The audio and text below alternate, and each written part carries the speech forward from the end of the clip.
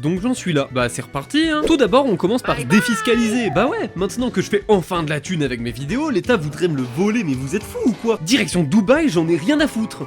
Carmin-sur-Mer. Mais oh non, mais c'est pas Dubaï. Oh non, je me suis trompé en prenant mon billet. Non. Bon, bah quitte à être arrivé là, c'est parti pour exploser à nouveau tous les champions d'arène. Wouh! J'ai trop hâte de voir la première épreuve. Fouiller les poubelles. Mais je joue à Pokémon là ou SDF Simulator?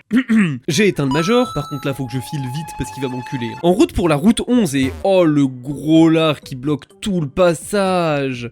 Tu es grosse, Mélissandre. Tant pis, je reviendrai plus tard. En passant par la route 6, j'ai fini par arriver à Safrania, où j'ai filé à l'arène pour détruire la championne parce que j'ai le syndrome du parisien classique. J'ai pas le temps. Direction Azuria maintenant, en passant par la route 5 qui est nulle. Une fois arrivé à Azuria, l'arène est fermée. Apparemment, c'est une histoire de centrale qui fonctionne pas. Enfin bref, casse les couilles encore une fois. En traversant la route 9, j'ai fini par trouver cette centrale en question. Le gérant s'est fait voler une pièce de son générateur, c'est pour ça que ça marche pas. Le vol trop nul, tu sais. D'après le garde, le voleur est reparti à Azuria, donc c'est parti pour faire demi-tour. En arrivant à l'arène, on tombe dessus. Un sbire roquette? Mais je les avais pas tous décimés à Johto, moi. You m'a déjà seen, j'ai made a huge error. C'est quoi cet anglais de con là? Mais il se barre en plus. On le retrouve un peu plus loin, caché entre un couple. Pas vraiment satisfait de l'interruption. Qu'est-ce que tu veux faire avec ton Nosferatu niveau 39 là? Allez, retourne chez ta mère, elle est peut-être bilingue elle. C'est vraiment pas gentil.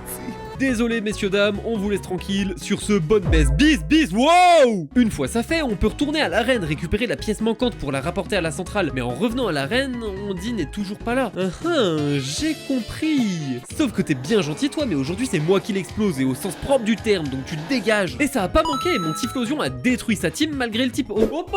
Reste là, je t'offre des cadeaux. Zéro van. J'ai ouvert un Patreon dans lequel tu pourras trouver du contenu encore plus exclusif par rapport à ma chaîne. Comme par exemple les backstage des vidéos ou même parfois de vrais avantages sur ma chaîne ou sur mon Discord. C'est pas très cher et tu te doutes bien que ça me soutient financièrement. Tu peux toujours me soutenir gratuitement en t'abonnant ou en me donnant du feedback en commentaire. Merci infiniment à ceux qui le feront. Maintenant, comme rappelez-vous, je me suis trompé de bateau au début, pour avoir le prochain avion pour Dubaï, il faut prendre un train, donc je file à la gare. Mais oh c'est Pierre, le champion d'OM! Monsieur, je peux avoir un autographe s'il vous plaît? Alors, je suis très content de mon autographe, hein, mais à cause de ça, j'ai loupé mon train. Du coup, j'ai pris celui d'après, mais la direction c'était pas Dubaï, mais l'avant-ville qui est une ville très clairement flippante. J'ai vu des gens se foutre en l'air à cause d'une musique. Attendez, c'est quand même pas celle qu'il y a en fond de la vidéo actuellement. Oh merde! Bon, on va très vite filer à la prochaine destination. Apparemment, on pourrait atteindre la plus grande ville de la région en empruntant la route 7, et effectivement, j'arrive à Céladopol. J'ai croisé un type chelou dans une maison qui m'a offert des masques. Ça ressemble à un délire beaucoup trop sale pour moi, donc j'ai fui. J'ai fini par trouver l'arène au sud de la ville, et je peux vous dire que ça a pas duré longtemps, comme avec mon ex.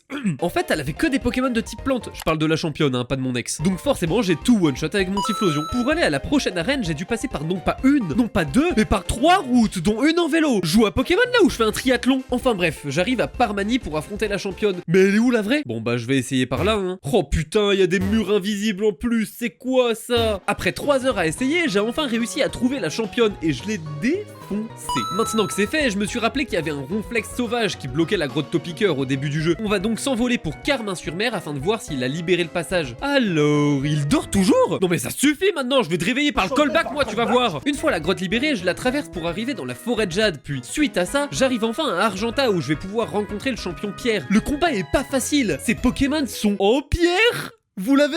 Parce que le mec il s'appelle Pierre en fait.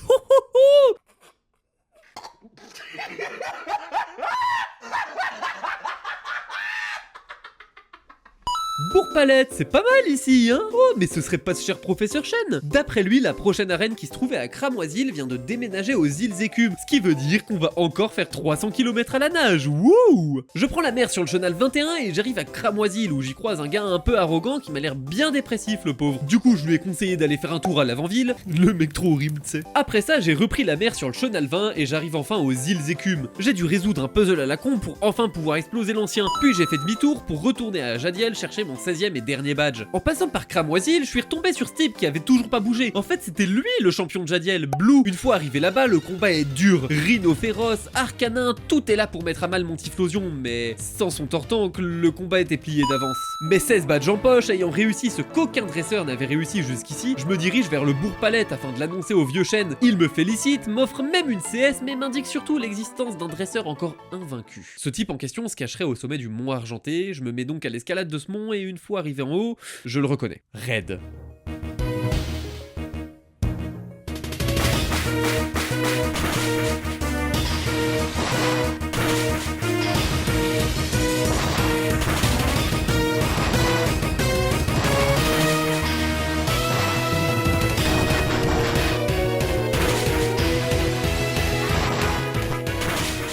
Et voilà, j'ai fini le jeu. Une page se tourne et je repars pour de nouvelles aventures. Abonnez-vous pour suivre la suite car ça va être une dinguerie.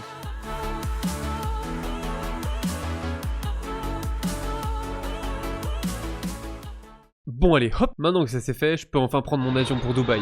C'est parti!